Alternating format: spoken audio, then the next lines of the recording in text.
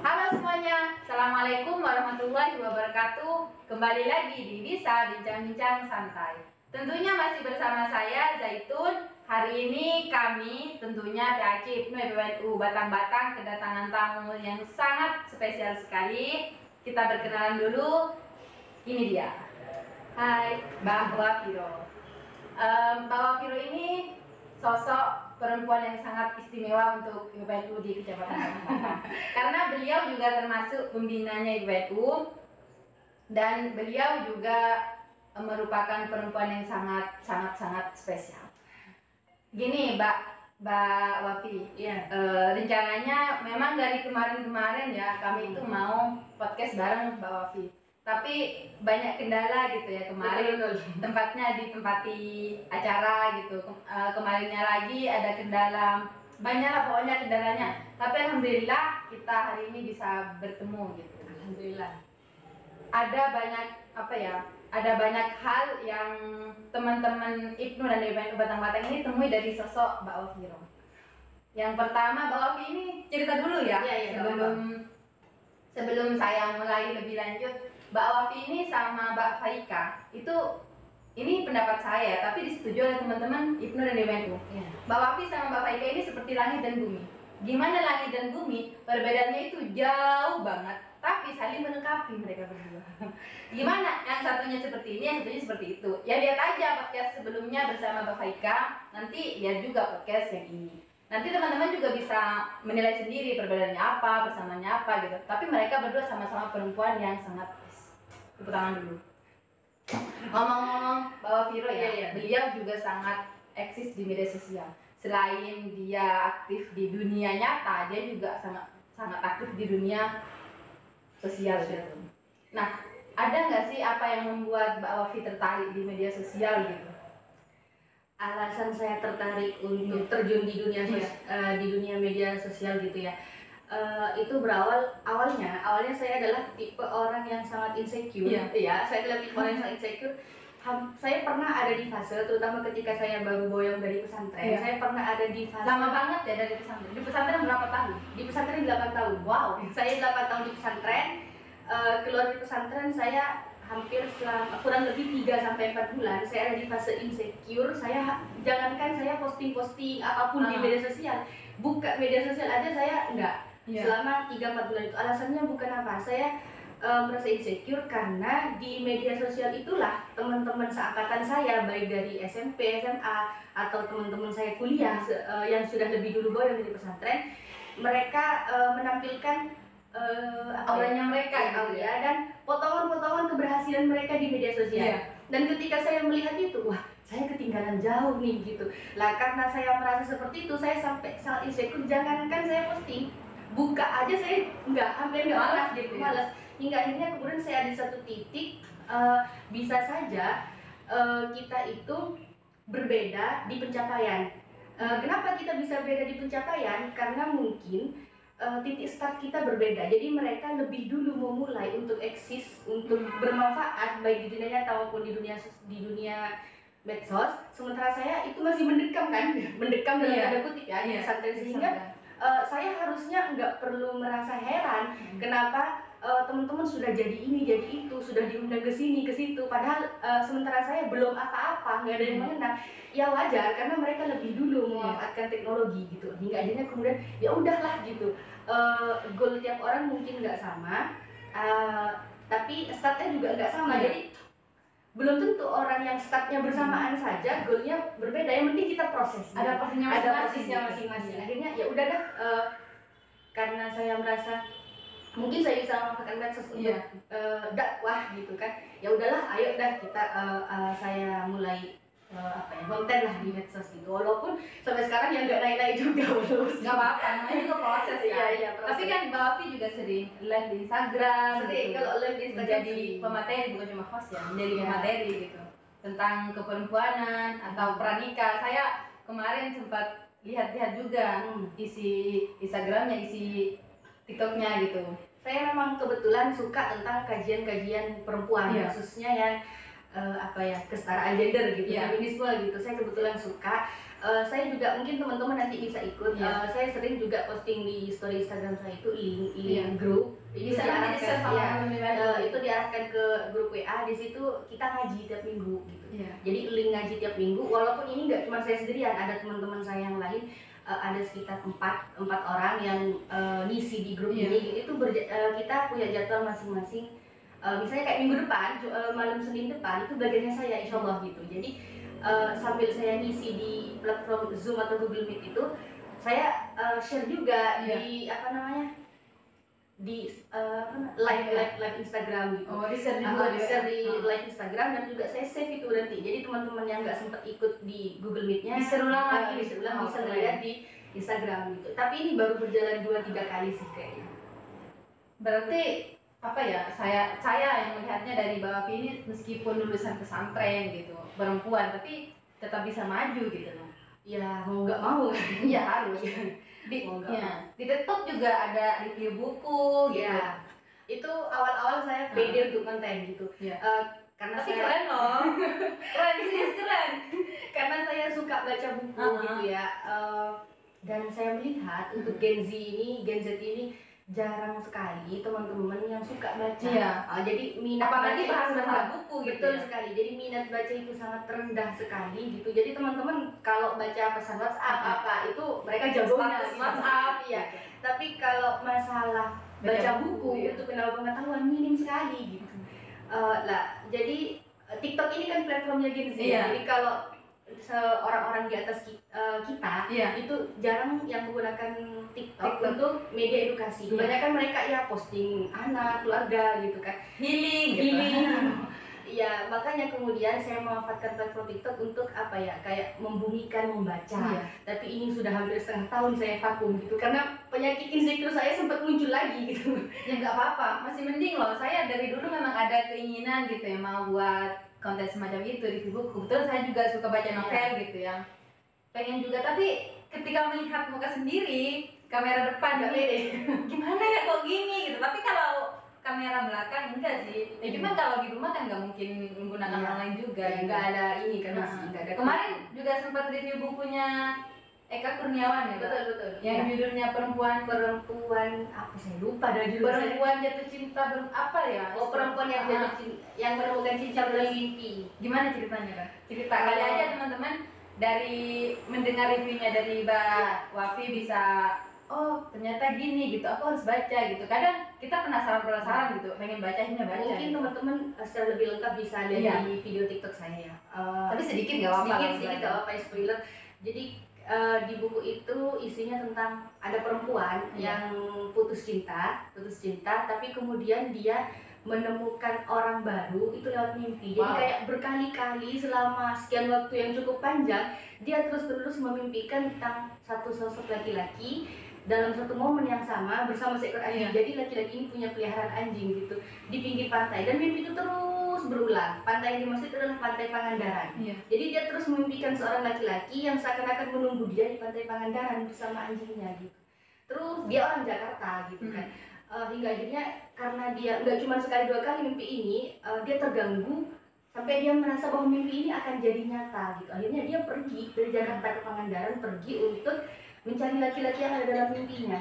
Lah singkat cerita dia sampai di Pangandaran itulah, kemudian di Pangandaran dia udah nggak ketemu sama laki-laki itu, ketemunya sama perempuan di suatu gubuk tua. Nanya, apakah kamu tahu sama laki-laki dengan ciri-ciri begini? Lah ternyata si nenek ini bilang itu adalah cucu saya. Wow. Dia selama berbulan-bulan belakangan ini dia itu memimpikan sosok perempuan di Jakarta. Berarti Dan dia sekarang ini sedang juga pergi ke Jakarta untuk nyari perempuan itu gitu, memimpikan perempuan yang putus cinta ini gitu. Jadi keren. mereka itu kayak selimpah di jalan gitu. Lah ini sangat spesial sekali bagi saya karena apa ya, hiburan-hiburan itu nggak melulu dari media sosial. Harusnya buku itu juga jadi hiburan teman-teman gitu, teman-teman Gen Z. Tapi sekarang memang turun banget sih minat baca.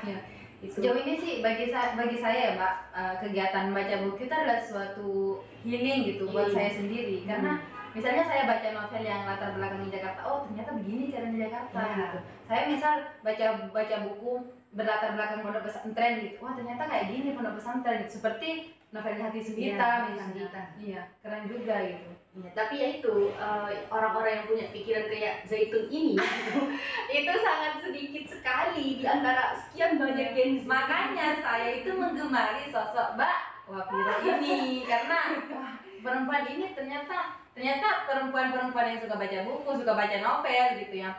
Ternyata masih ada gitu di lingkungan saya dan terbukti benar. Tapi Iya. gini loh, apa namanya, orang-orang yang suka baca itu bisa dilihat dari cara berpikir dan cara berkomunikasi. Iya. Biasanya secerdas apapun, sepintar apapun seseorang tapi dia malas membaca, dia akan terkesan eksklusif orangnya gitu. Jadi dia sulit berkomunikasi, atau dia kalau berkomunikasi nggak pandai menyesuaikan diri dengan orang lain, itu biasanya kayak gitu. Bukan saya merasa saya pandai, Iya. enggak, tapi biasanya saya menemukan dari beberapa teman yang suka baca, mereka yang dari kecil sudah biasa baca, mereka terkesan lebih santai Iya. menghadapi hidup karena hal-hal yang buat mereka shock, loh kok gini itu sudah pernah mereka temui Iya. di buku. Misal patah hati gitu ya. Betul. Sudah baca novel ini, sudah hampir mirip misal dengan kisah nyata. Iya. Aku sudah sudah merasakan di novel ini gitu. Iya. Jadinya aku dulu pernah nangis karena novel ini gitu. Jadi sekarang plong gitu kan. Loh, kan tahu apa yang harus saya lakukan gitu. Jadi sudah kayak membaca pengalaman orang lain lewat buku gitu, sudah tahu dulu. Iya. Biasanya begitu. Gimana sih supaya bisa terbiasa baca buku gitu, Pak? Kalau sudah di usia remaja ke belakang mungkin sudah agak susah ya. Iya. Karena sekarang ini lagi-lagi invasi medsos, Iya. invasi gadget itu sangat sangat besar sekali pengaruhnya gitu. Tapi mungkin ini bisa jadi saran untuk para ibu-ibu muda mungkin ya.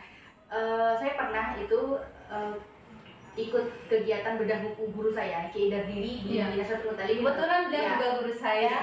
Iya, jadi beliau itu nulis buku Susah Senang Bersama Buah Hati. Iya, Nah, kebetulan saya punya dan saya baca. saya juga punya. Nah, di buku itu waktu bedah buku itu pertama kali, beliau daun dan sampai sekarang melekat, yang lain lupa. Iya. Tapi ada satu hal yang melekat ke saya. Beliau mengatakan kalau kita pengen punya anak yang cerdas, maka kita harus punya anak yang suka membaca. Jadi ini runtutannya ke belakang. Iya. Bagaimana kita bisa punya anak yang suka membaca?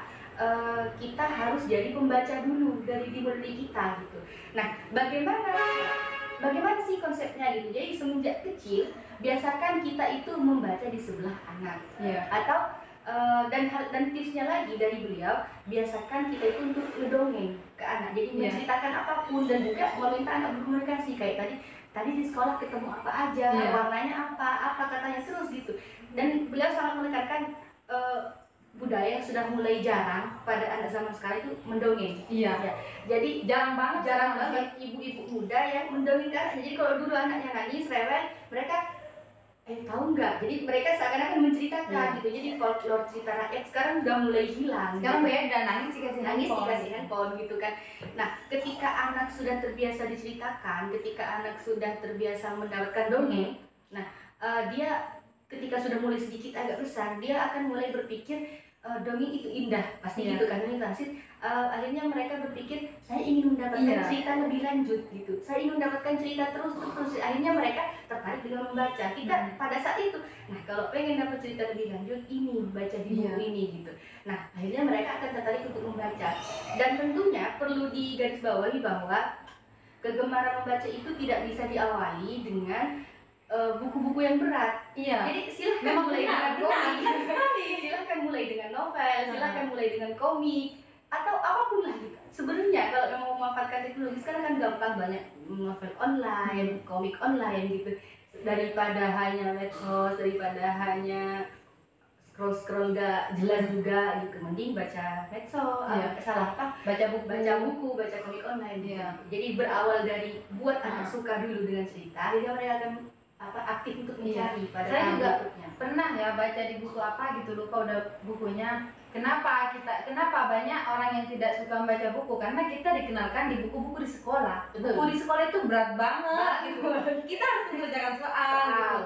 Kita dikasih istilahnya bahasanya itu berat kalau buku sekolah gitu, nggak sama dengan buku dongeng, buku novel gitu. Makanya mereka nggak suka gitu. Nah, dan itu yang kemudian alfa dari orang tua belakangan ini, mereka menganggap anak yang pintar itu mereka yang juara di kelas, padahal Iya. di rumah mereka dikasih HP, nggak dikasih buku, nggak dikasih dongeng. Jadi termasuk juga ini, ada satu penelitian ya, mungkin sudah tahu juga ya, Indonesia ini termasuk salah satu termasuk peringkat ketiga, iya kan, dari negara fatherless katanya. Iya. Jadi negara yang minim peran ayah gitu, minim peran ayah nomor 3 sebenarnya. Ini parah sekali gitu kan. Ini juga berangkat, kalau dari sudut pandang teman-teman saya yang suka kajian feminisme juga, mereka mengatakan ini berangkat dari ideologi patriarki, ideologi yang menomorduakan perempuan, yang mereka menganggap bahwa mengurus anak, membesarkan anak, mendidik, bertanggung jawab tidak cuma pada asupan fisik tapi juga asupan psikis, akhlak dan psikologi, semuanya itu semuanya menjadi tanggung jawab ibu. Jadi mereka punya anggapan bahwa tugas ayah hanya nafkah, hanya uang, hanya untuk belanja itu dah sama jajannya gitu. Padahal tanpa kita sadari bahwa ayah itu juga harus punya peran kan, di dalamnya, dalam pengasuhan, dalam pola asuh, dalam parenting itu ayah juga harus punya peran. Nah di Indonesia itu karena kita masih menganut kultur patriarki gitu kan, semuanya harus ibu yang ngurus, harus ibu yang ngajarin anak. Urusan anak itu ibu. Ketika ada seorang suami yang kemudian ngurus anaknya, lo istrinya mana? Gitu. Padahal pasti ditanya gitu. Ya, ketika si istri bekerja menggantikan posisi suaminya, enggak ditanya lo suaminya mana, gitu. Kayak ya udah wajar aja, perempuan juga bekerja gitu. Dan biasanya kan apalagi di Madura, perempuan-perempuan itu dihadapkan dengan pekerjaan-pekerjaan yang sifatnya kasar gitu kan, jadi buruh, jadi kuli gitu kan, sangat disayangkan sekali gitu kan. Gitu. Tapi lagi-lagi kembali ke media sosial ya. Sekarang itu banyak ya anak-anak muda yang menggunakan media sosial yang mungkin tidak sama dengan saya gitu, yaitu hak mereka juga gitu. Tapi harapan saya untuk teman-teman Wabi khusus Ibnu dan di Batang-Batang ini ya memang tidak harus sama dengan saya, mereka punya potensi masing-masing, tapi bagaimana mereka juga baik lah gitu. Intinya tidak mesti hal yang sembarangan. Bisa dicontoh, ini perempuan yang satu ini bisa dicontoh bagaimana caranya bersikap, bagaimana ya pokoknya semuanya lah. Kalau teman-teman kenal dengan beliau, mantap sekali. Kira-kira Mbak Wafi ini ada nggak sih misalnya mau nerbitin buku gitu, atau udah pernah terbit bukunya? Karena Mbak Wafi ini adalah seseorang yang suka menulis juga, selain suka membaca, dia juga suka mengeluarkannya lewat tulisan. Kalau buku antologi sama teman gitu kan, itu sudah ada, cuman belum dikomersialkan karena itu kan sifatnya buku yang program, punya ada program, ada satu LSM yang punya program menulis selama 1 tahun gitu. Ada kurang lebih sekitar 20 penulis gitu yang bergabung untuk menulis artikel-artikel feminisme, tapi dalam sudut pandang yang berbeda. Ada yang kenegaraan, ada yang keluarga, ada juga ada yang keagamaan, ada juga yang ini radikalisme. Apalagi sekarang kan hampir tahun politik gitu kan, sikap-sikap radikalisme itu sudah mulai muncul, fanatik segala macam, itu ada kayak gitu. Itu sudah terbit, cuman belum dikomersialkan karena masih dalam proses itu. Kalau sendiri saya ada lah. Saya pernah menerjemah satu buku yang selesai. Tapi belum terbit juga karena dalam proses nyari penerbitnya itu. Buku terjemah bukunya Yasir Audah tentang peran perempuan di masjid. Kita tahu perempuan ke masjid itu kayak sesuatu yang minim lah perannya. Pada zaman Rasulullah dulu masjid itu jadi tempat sentral semua kegiatan masyarakat. Jadi orang mau nikah tempatnya di masjid, orang pendidikan mau menempuh pendidikan ngaji tempatnya di masjid. Orang mau kehidupan sosial, kualitas kehidupan sosial itu dihabiskan di masjid. Hal-hal besar fase-fase kehidupan tuh banyak dihabiskan di masjid. Nah sementara sekarang masjid hanya murni jadi tempat sholat doang. Itu pun peran perempuan. Karena saya ini suka dengan cara pikir seperti itu, akhirnya saya bagi sebagian orang sinis banget gitu ya. Karena bagi saya melihat porsi perempuan di masjid itu terbatas loh. Pernah lihat nggak? Jadi perempuan itu hanya dikasih sekat dan itu pun nggak sampai Sedikit seperempat banget mesin. gitu. Padahal kalau mau lihat populasi perempuan itu hampir 2 kali lipatnya jumlah laki-laki di Indonesia itu kan. Kenapa orang yang secara kuantitas itu jumlahnya lebih banyak, tapi kenapa porsinya itu lebih sedikit? Walaupun tidak dapat dipungkiri perempuan jalan ke masjid, tapi kita perlu tanya lagi, apa jangan-jangan perempuan jalan ke masjid karena mereka memang tidak diberi peran gitu kan. Nah itu saya nerjemah buku tentang perempuan dengan masjid gitu, tapi belum terbit juga. Nah Semoga lekas terbit ya, doain juga. Soalnya saya pengen menjadi pembaca nomor 1.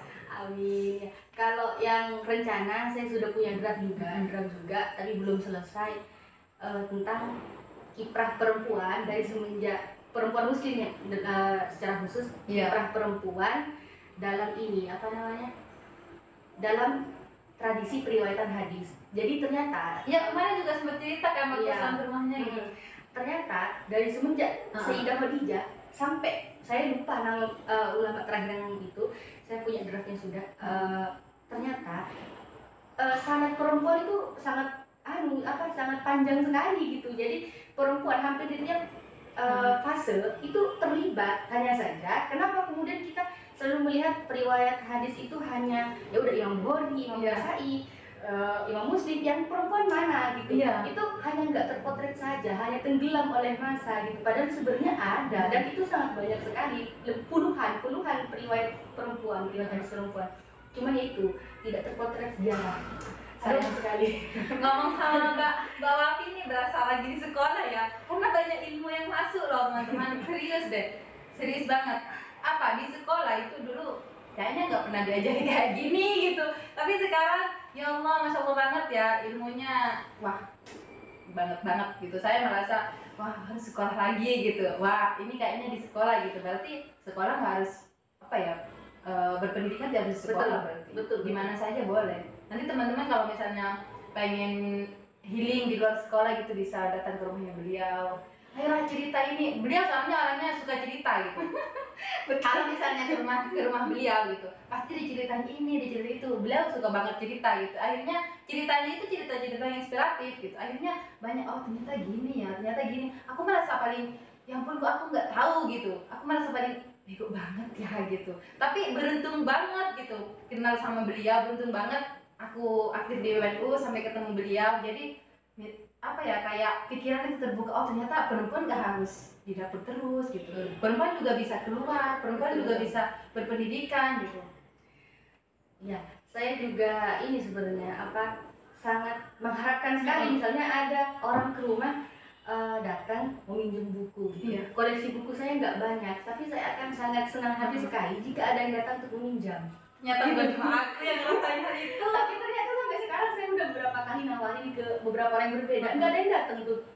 Saya nawarin, ayolah ke rumah tak pinjemin buku. Mungkin mikirnya gini, oh bahwa Viro ini orangnya pintar, berpendidikan, pasti bukunya yang berat-berat gitu, pasti bukunya hadis-hadis. Mungkin pikirannya gitu Kak. Padahal saya sepertinya hampir tidak pernah menyelesaikan satu buku pun, buku ilmiah dari awal sampai itu nggak pernah. Kalau novel pun harus. Jadi saya punya temen gitu, dia memang hobi baca buku ilmiah, buku-buku berat gitu, kayak pemikiran Gus Dur lah, pemikiran ini. Kalau saya enggak, buku-buku saya itu adalah buku-buku novel gitu kan. Saya hampir tidak pernah ada satu buku ilmiah yang selesai saya baca dari awal sampai saya enggak pernah.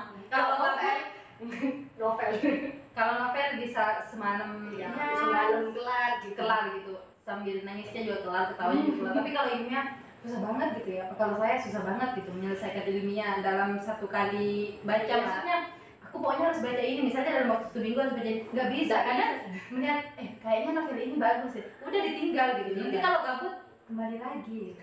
Itu pun saya biasanya baca buku ilmiah itu kalau lagi butuh referensi aja, saya buka cari bab yang dimaksud, selesai. Saya nggak pernah punya buku ilmiah yang saya baca sampai selesai, itu nggak pernah. Nah, untuk teman-teman yang mau pinjam buku silahkan pinjam. Banyak novel yang suka novel, Ayu, Vira. Kebetulan Vira ini sering Mbak sama Ayu sering pinjam novel ke rumah. Katanya aja gitu. Ke bawah aja. Tapi saya memang nggak banyak, koleksinya memang nggak banyak sih, karena keterbatasan dana juga kan. Tapi saya berusaha beli buku-buku yang memang tidak akan saya sesali gitu, dan tidak akan saya cukup saya baca sekali. Saya punya novelnya Dan Brown lengkap satu seri itu 7 judul kalau nggak salah. Boleh lah kapan-kapan di sana gitu kita pinjam. Iya, dan itu adalah termasuk salah satu list buku yang andaikan saya baca ulang, saya akan menemukan rasa penasaran yang sama, menemukan rasa puas yang sama ketika selesai gitu. Meskipun endingnya sama aja. Endingnya sama aja. Ceritanya sama aja. Buku yang sama saya baca berulang-ulang dan saya tidak bosan. Gitu. Silakan datang ke rumah. Semenarik itu ternyata membaca buku ya. Iya. Gini lagi Pak, ngomong-ngomong masalah buku ya, semoga yang mau Mbak Wafi terbitin semoga cepat terbit. Amin.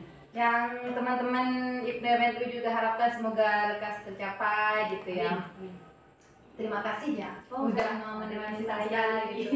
Saya senang sekali diajak ngobrol-ngobrol begini gitu. Iya, jarang. kalau ngobrol sama Mbak Wafi ini dan juga Mbak Faika ini nggak pernah bosan ya, karena ada aja oh ternyata gini ya. Jadi aku kalau misalnya mau memberhentikan sebuah obrolan gitu, kayaknya jangan deh gitu. Masih ada banyak penasaran gitu, banyak rasa penasaran yang akhirnya buat aku kayaknya harus nanya ini lagi gitu, nanya itu lagi gitu. Ini Mbak, mungkin kita nanti terakhir aja ya, pertanyaan terakhir gitu. Teman-teman IPNU ya, lebih khusus teman-teman IPNU karena beliau ini termasuk pembinanya IPNU gitu. Nah, harapannya untuk teman-teman IPNU sesama perempuan gitu, karena kita sering terbelakang juga gitu, perempuan gak boleh gini, gak boleh gitu, masih banyak gitu di sini. Harapannya apa sih Pak untuk teman-teman IPNU? Pendidikan.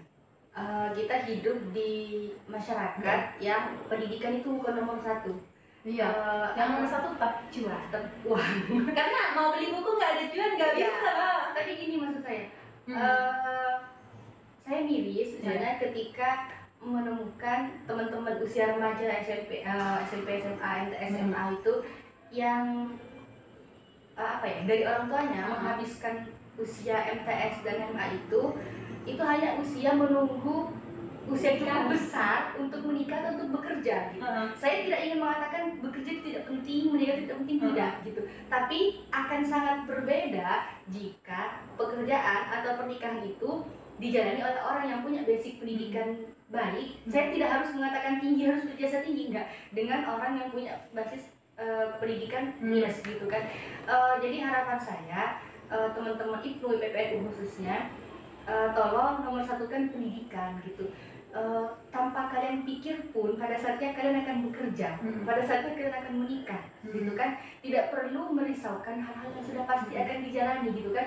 Jadi jadi bagaimanapun juga pada akhirnya akan menikah, akan bekerja gitu. Tapi masalah pendidikan itu adalah hal yang perlu kita usahakan secara maksimal gitu.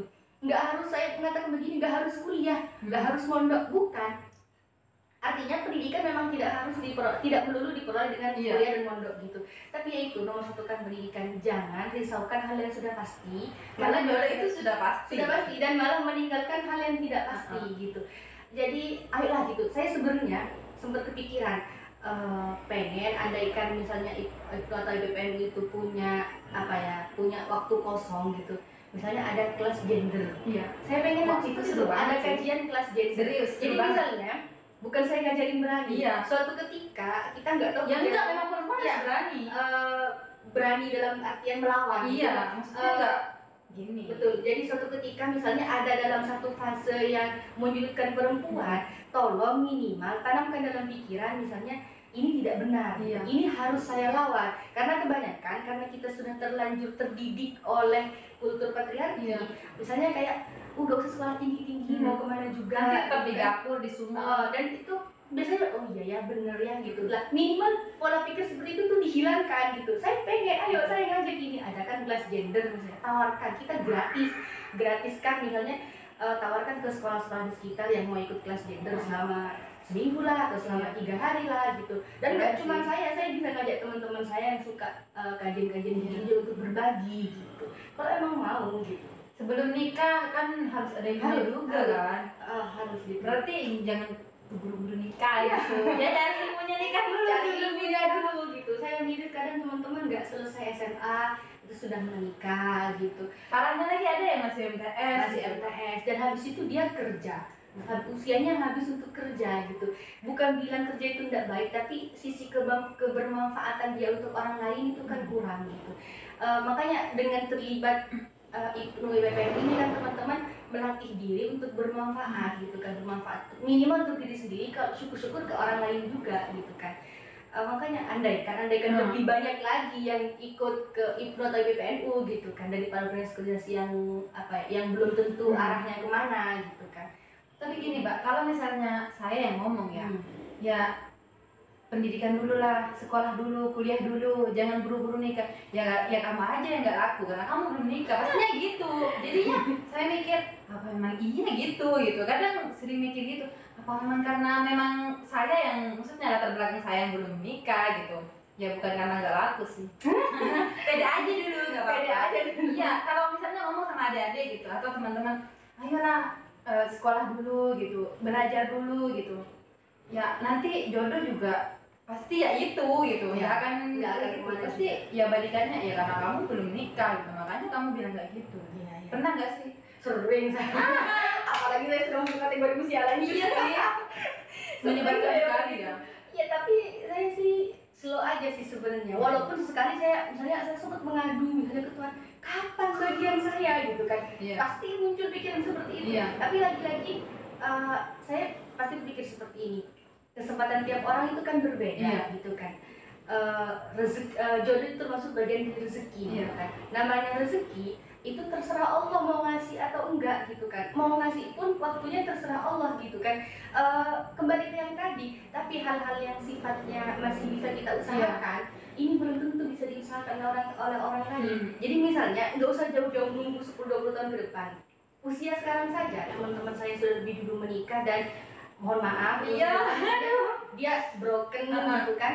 Takut sekali gitu dia untuk selalu menikah. bilang syukur kamu enak kamu gitu. Iya. Itu bilangnya gitu ke saya, padahal bagi orang-orang di atas kita enak, dia sudah punya anak, sudah punya penjamin di masa tua, sudah menikah, sudah punya suami gitu. Padahal dia enak kamu ya gitu, dia ke saya gitu lah. Berarti sebenarnya nggak ada tuh hidup yang mutlak enak tuh nggak ada gitu. Semuanya kembali ke syukur gitu, syukur sama sabar gitu. Dan lagi-lagi masalah jodoh itu rezeki itu terserah si maha pemberi kan, mau ngasih apa enggak gitu kan. Tapi meskipun jomblo-jomblo gini kemana-mana bebas aja.